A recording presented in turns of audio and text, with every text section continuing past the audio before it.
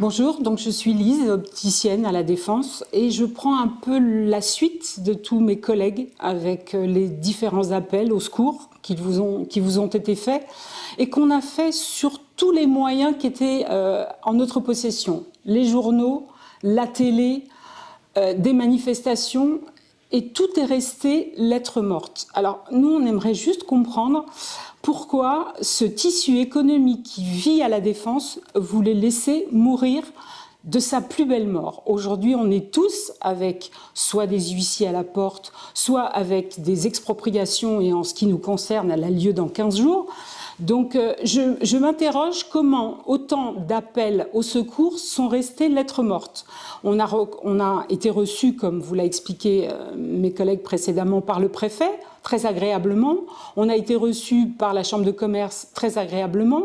Mais est-ce que tous ces interlocuteurs ne sont pas capables de remonter les difficultés qu'on vit?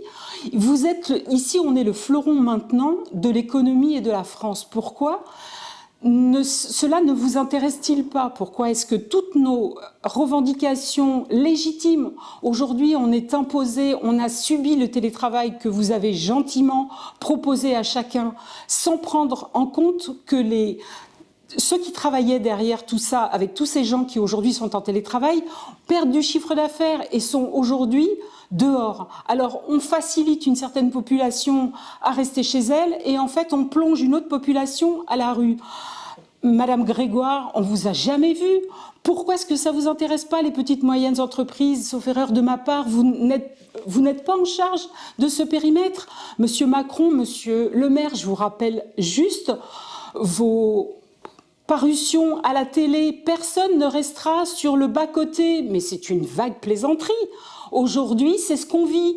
Donc en fait, on a juste à vous écouter pour savoir quel est le sort qu'on va subir. Enfin, vraiment ce message, manifestez-vous et montrez qu'à un moment donné, vous êtes à la hauteur de tous ces électeurs qui vous ont élus. Parce que nous, il y a longtemps qu'on a perdu espoir à ce niveau-là. Alors il vous reste une dernière chance, c'est effectivement nous contacter, voir avec nous ce qu'il est possible de faire, parce qu'il y a des solutions. Mais encore faudrait-il que vous ayez envie de les mettre en place, parce qu'elles existent et on est tous capables de vous y aider. Mais là, aujourd'hui, vous faites tous la sourde oreille. Et je vous assure qu'il ne suffit pas de traverser la rue pour voir des SDF. Ici, on en a plein. Et ils cherchent tous du travail. Et nous, on veut continuer à travailler. Mais on ne vous voit pas, on ne vous entend pas. On a fait des appels à des fonds qui doivent un jour voir le jour, mais on ne sait pas en quelle année.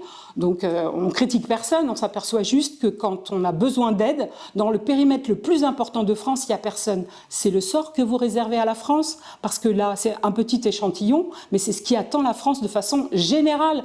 Alors réveillez-vous, arrêtez de nous demander de traverser la rue, traversez-la et venez nous voir. C'est ce qu'on vous demande, parce que là, c'est le dernier appel avant la déclinaison de tous nos collègues qui, pour certains, sont déjà partis. Donc essayez un petit peu de montrer les possibilités que vous avez à redresser ce pays, parce qu'il est en train de courber les chines et bientôt il ne va pas pouvoir courber davantage. Voilà, c'est le message qu'on voulait passer aujourd'hui. Vous avez multiples contacts pour rentrer en contact avec nous. On aimerait bien savoir si effectivement la France et ces gens qui nous gouvernent sont hors sol, ou si un jour ils ont vraiment les pieds sur terre.